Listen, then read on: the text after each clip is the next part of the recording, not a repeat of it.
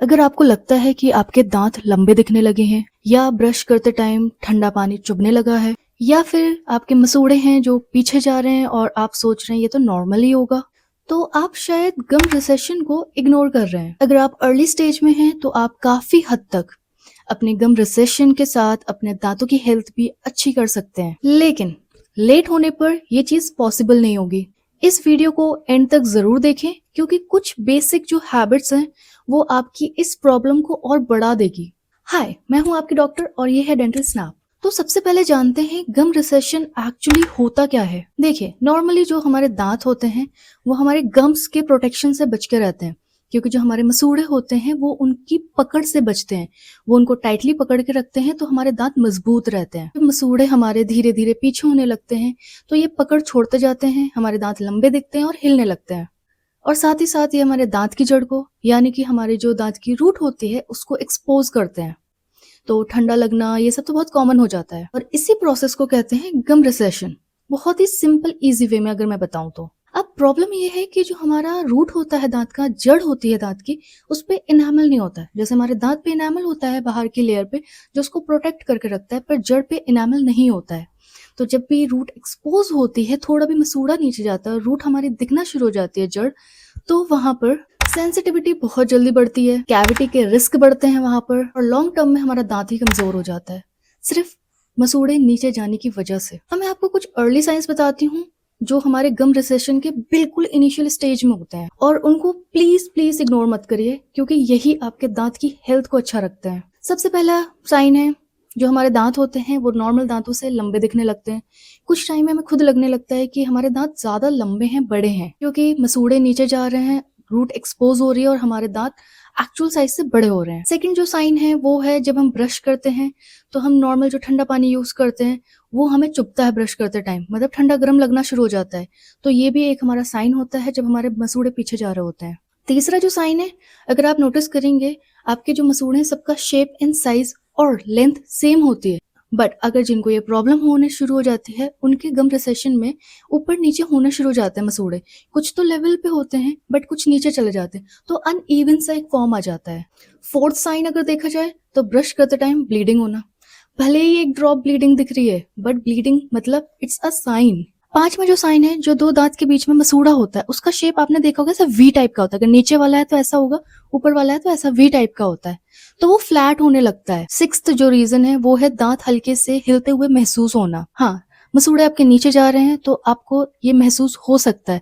This is the earliest stage जहां आपको बहुत ध्यान देने की जरूरत है। इंडिया में तो बहुत से लोग इन साइंस को नॉर्मल समझ कर छोड़ देते हैं, बट वेस्टर्न कंट्रीज में ऐसा नहीं है। वहां पे इस चीज को बड़ा सीरियस वे में देखा जाता है। हमारे यहाँ पे तो जब दांत में दर्द होता है लोग तभी समझते हैं कि हाँ दांत की प्रॉब्लम है, वो तभी दिखाते हैं, और ये सारे साइंस तो उनके लिए, एंड फिर तब तक काफी देर हो चुकी होती है तो ट्रीटमेंट्स ज्यादा हो जाते हैं। अब सबसे इंपॉर्टेंट चीज पे बात करते हैं, बट ये गम रिसेशन होता क्यों है? कुछ तो हैबिट्स है ना जिनकी वजह से होता है। सबसे पहला रीजन, गलत ब्रशिंग टेक्निक। ये बहुत कॉमन, बहुत बेसिक है और मैंने बहुत बार ये बताया है, बट आई डोंट नो ये चीज गलत हो रही है। जब आप हार्ड टूथब्रश यूज करते हैं प्लस ज्यादा प्रेशर से आप जब दांत घिसते हैं तो उसे ब्रशिंग नहीं, दांत घिसना ही बोला जाता है, क्योंकि आप इतना प्रेशर दे रहे हैं, ऊपर से इतना हार्ड टूथब्रश यूज किया है कि दांत की जो लेयर है वो तो वैसे ही घिसेगी, जिसकी वजह से क्या होता है कि आपके जो मसूड़े होते हैं, जब आप ब्रश करते हैं तो जो मसूड़े होते हैं उन पर प्रेशर पड़ता है, कांस्टेंट प्रेशर पड़ता है, जिसकी वजह से भी वो पीछे होते हैं। दूसरा रीजन है गम डिजीज, ऑब्वियसली मसूड़ों की बीमारियां। अब ये बीमारियां ऐसा तो नहीं है कि बैठे बैठे हो गई, ये आपकी ही हैबिट्स की वजह से होती हैं।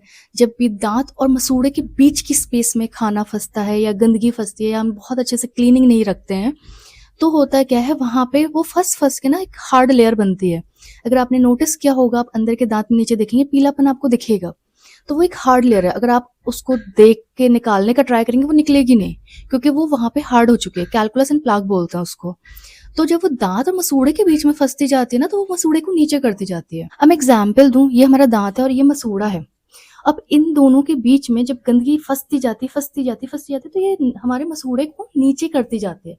तो ये भी बहुत बड़ा रीजन होता है, इसलिए 2 टाइम ब्रशिंग बहुत इंपॉर्टेंट है, रात की ब्रशिंग बहुत इंपॉर्टेंट है। तीसरा जो रीजन होता है वो है टीथ ग्राइंडिंग और क्लेंचिंग।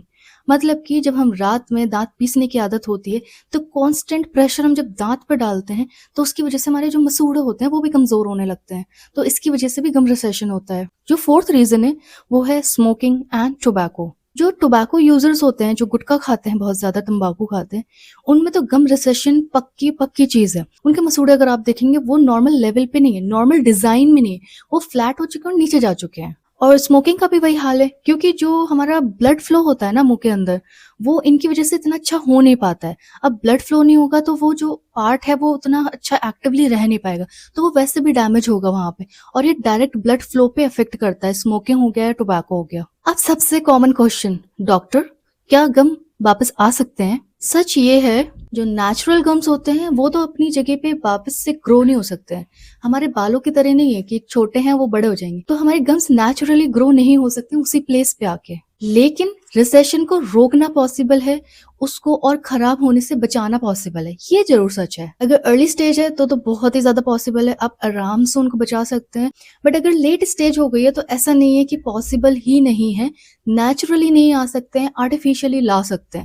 फिर वो ट्रीटमेंट्स के थ्रू होता है, बट नेचुरली नहीं आती है कोई चीज़। अब सिंपल सी कुछ चीज़ें हैं जिससे हम अपने उस प्रोग्रेशन को अच्छा कर सकते हैं, और हमारे गम रिसेशन अगर नीचे जा रहे हैं तो उनको रोकने का ट्राई कर सकते हैं। सबसे पहला, जो पहली गलती थी ब्रशिंग वाली, तो सॉफ्ट ब्रिसल वाला ब्रश यूज़ करना है आपको, और आपको घिसना नहीं है दाँत को, सर्कुलर मोशन में ब्रश करना है। तो ये काफ़ी इफ़ेक्टिव है और इससे आपको काफ़ी हेल्प मिलेगी। दूसरा है ट्वाइस ब्रशिंग, लाइक सुबह एंड रात में।